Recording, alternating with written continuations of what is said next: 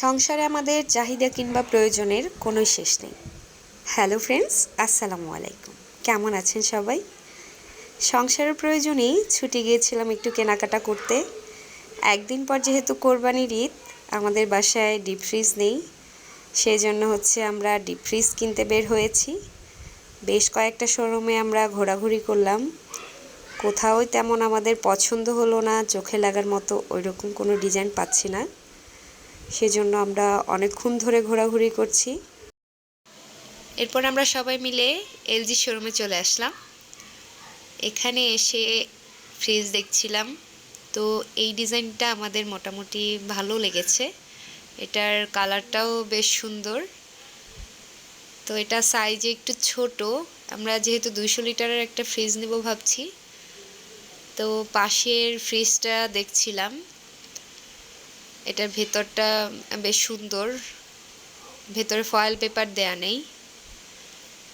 আর এটার পাওয়ার সিস্টেমটা ছিল ডিসপ্লেতে টাচ সিস্টেম। এই ফ্রিজটা সেম ডিজাইনের মধ্যেই, বাট এটার ভেতর ফয়েল পেপার দেয়া দেখে আমার কাছে অতটা ভালো লাগেনি। তো আমরা নতুন যে ডিজাইনটা আসছে ওটাই আমরা অর্ডার করব ভাবছি, এবং এটাই আমরা নিয়ে নিলাম। এই তো এখানে পাশাপাশি আরও অনেক ফ্রিজ ছিল, সেগুলো দেখছিলাম। পাশাপাশি অনেক টিভি ছিল, অনেকেই টিভি কিনছে দেখছি। বাচ্চারা দৌড়োদৌড়ি করছে, ওরা খুব আনন্দ করছে। এই যে আমাদের ফ্রিজ চলে এসেছে, এটা ইনটেক ছিল। তো ভাইয়ারা এটা ওপেন করে দেখাচ্ছিল আমাদেরকে, কোথাও কোনো প্রবলেম আছে কি না সেটা আমাদেরকে দেখতে বলছিল।